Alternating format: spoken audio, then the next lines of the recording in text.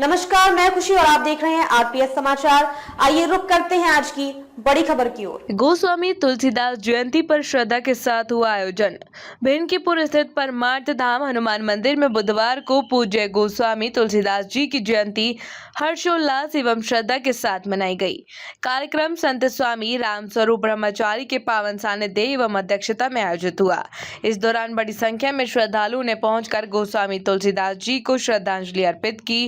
कार्यक्रम को संबोधित करते हुए स्वामी रामस्वरूप ब्रह्मचारी ने कहा कि गोस्वामी तुलसीदास जी ने श्री रामचरितमानस सहित अनेक ग्रंथों की रचना कर संपूर्ण मानव समाज को आध्यात्मिक एवं नैतिक मार्गदर्शन दिया। श्री रामचरितमानस आज भी सनातन परिवारों के लिए मार्गदर्शक ग्रंथ है। उन्होंने कहा कि रामचरितमानस समाज का दर्पण है। यह समाज में समरसता और पारिवारिक मूल्यों को बढ़ावा देने के साथ प्रत्येक व्यक्ति को अपनी भूमिका का निर्वहन करने की प्रेरणा देता है। साथ ही मानसिक तनाव को दूर करने में संजीवनी के समान तथा कर्म योग की भावना को मजबूत करने वाला ग्रंथ है। इस अवसर पर व्यापार मंडल अध्यक्ष कमलेश गुप्ता, बद्री नारायण तिवारी, उदयवीर सिंह चंदेल, दल बहादुर सिंह, मुन्ना लाल गुप्ता, पंडित विशाल शुक्ला, लल्लन शुक्ला, गंगा चरण पुजारी, बल्लू वाजपेयी, पंकज शिवम, सूरज लाल जी, अमित सहित बड़ी संख्या में श्रद्धालु एवं क्षेत्रीय लोग मौजूद रहे। संमत 1554 सावन शुक्ला सप्तमी को गोस्वामी तुलसीदास जी महाराज का जन्मदिन हुआ था और जिस दिन जन्म उनका हुआ था उस दिन नक्षत्र मूल का था और मूल का नक्षत्र इतना भयानक नक्षत्र था। इनके जन्म लेते ही माँ का स्वर्गवास हुआ, पिता का स्वर्गवास हुआ और इनके लालन पालन करने के लिए भगवती पार्वती जी ने इनका लालन पालन किया, ऐसा मैंने संतों से सुना है। आज के समय में इन्होंने 12 ग्रंथ लिखे हैं जिसमें रामायण प्रमुख है, जो विश्व में प्रत्येक सनातन धर्मावलंबी परिवार का मार्गदर्शन बनकर के दर्पण के स्वरूप में रखी हुई है। रामायण अगर संसार में न होती तो शायद हो सकता था हम लोग वेद, पुराण, शास्त्र, उपनिषद इनको नहीं जान सकते थे, क्योंकि बहुत सरल से सरलतम भाषा का प्रयोग पूज्यपाद गोस्वामी जी ने किया है। और एक जानकारी और दे दूं कि गोस्वामी जी जब रामचरितमानस लिख रहे थे तो संस्कृत भाषा में थी, तो रात में जितने लिखते थे सवेरे सब गायब हो जाते थे। तो एक दिन इन्होंने प्रार्थना की, महाराज जी ऐसा क्या हो रहा है? तो बोले मैंने तुमसे कहा कलयुग है और आने वाले कलयुग में लोग संस्कृत भाषा को नहीं जान सकेंगे, इसलिए तुम हिंदी भाषा में कविता इसकी रचना करो। तो इन्होंने हिंदी भाषा की रचना की है। अगर कभी तुम्हारा देखने का मन करता है तो रामचरितमानस की अंतिम पृष्ठ पलटें और उसमें आरती है, गावत वेद पुराण अष्टदश, 6 शास्त्र षड ग्रंथन को रस, मुनि जन धन संतन को सर्वस, सार अंश सम्मत सबही की, आरत श्री रामायण जी की। ऐसा पूज्यपाद गोस्वामी जी महाराज ने लिखा है।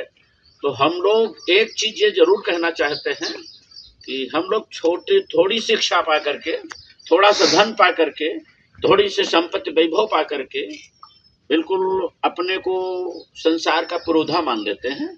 लेकिन गोस्वामी जी को आप विचार करिए, अनुमान लगाइए, केवल अनुमान लगा सकते हो कि कितनी बड़ी योग्यता इनमें रही होगी, कितनी बड़ी इनमें योग्यता रही होगी, जो कि 4 वेद का अध्ययन करना, 6 शास्त्र का अध्ययन करना, 18 पुराणों का अध्ययन करना, 108 उपनिषदों का अध्ययन करना, गीता का अध्ययन करना, श्रुति और स्मृति का अध्ययन करना, साथ साथ में अपने अनुभव को साझा करना। ये करने के लिए यह सामर्थ्य हमारे पूज्यपाद गोस्वामी तुलसीदास जी को ही प्राप्त थी।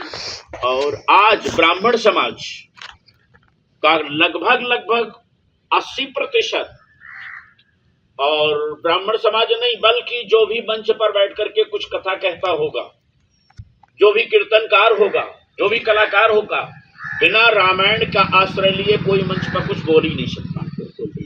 उनको रोटी देने का काम, उनको भोजन पोषण करने का काम और अपने अंतःकरण की शांति देने का काम अगर किसी व्यक्तित्व ने किया है तो वो पूज्यपाद गोस्वामी तुलसीदास जी महाराज हैं।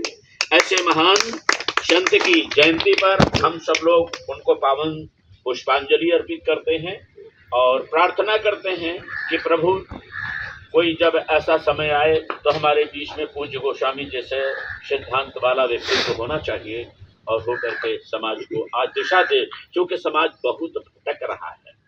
आज के समय में अगर हमारा युवा समाज रामायण का थोड़ा सा अध्ययन करने लगे, थोड़ा सा पाठ करने लगे, तो मैं आशा नहीं विश्वास करता हूं कि यह तुम्हारा जो मृत्युलोक है, इसको अगर अमरलोक आप कह देंगे तो अतिशयोक्ति नहीं होगी। यह केवल देन है पूज्यपाद गोस्वामी तुलसीदास जी महाराज। ऐसे पूज्य चरण को मैं पुष्पांजलि अर्पित करते हुए अर्पण करता हूँ और प्रार्थना करता हूँ कि भगवान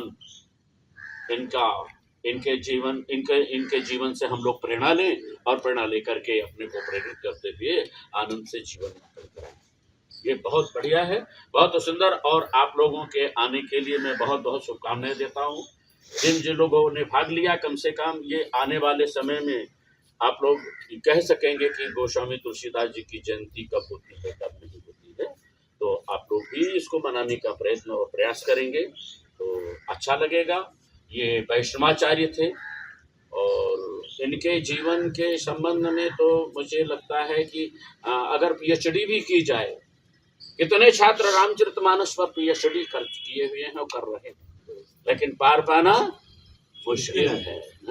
वेद मत सोधि सोधि सोधि के पुराण सवे संतो असंत के भेद को बतावतो कपटी कुराही कूर कलिके कुचारी जीव कौन राम नाम हु की चर्चा चलावतो वेनी कवि कहे मानो मानो प्रतीत जिय वाहन के हिये प्रेम कौन उपजावतो और भारी भव सागर ते उतारतो कवन पार जो पे या रामायण तुलसी न गावतो, जो पे या रामायण तुलसी न गावतो, जो पे या रामायण ऐसे कुछ चरण को बार बार पुष्पांजलि अर्पित करते हैं। और बोले अनंत बलवंत शांत प्यारे श्री हनुमान जी महाराज की जय हो, सीताराम भगवान की जय हो, श्री राधा कृष्ण भगवान की जय हो, गुरुदेव भगवान की जय हो, सत्य सनातन धर्म की जय हो, भक्त और भगवान की जय हो, अपने अपने माता पिता की जय हो, गौ माता की जय हो, गंगा माता की जय हो, श्री रामचरितमानस की जय हो, पूज्यपाद गोस्वामी तुलसीदास जी महाराज की जय हो। बंदव तुलसी के चरण जिनकी ने जग काज कल समुद्र बूढ़त लख्यो प्रगट्यो सत्य जहाज सियावर रामचंद्र की जय। आ जाओ साहब आप। खबरों में अब तक के लिए बस इतना ही, फिर होगी आपसे मुलाकात ऐसी ही एक और बड़ी खबर के साथ। तब तक के लिए नमस्कार और देखते रहिए आरपीएस समाचार। ऐसे ही लेटेस्ट अपडेट्स के लिए हमारे चैनल आरपीएस समाचार को सब्सक्राइब करें और तुरंत नोटिफिकेशन पाने के लिए बेल आइकन प्रेस करना ना भूलें। अगर आपको हमारी खबर पसंद आई हो तो इसे ज्यादा से ज्यादा लोगों तक जरूर पहुंचाएं। हमारे वीडियो को लाइक कर चैनल को सब्सक्राइब करना ना भूलें। इस वीडियो के बारे में आपकी क्या राय है, कमेंट सेक्शन में जरूर बताएं।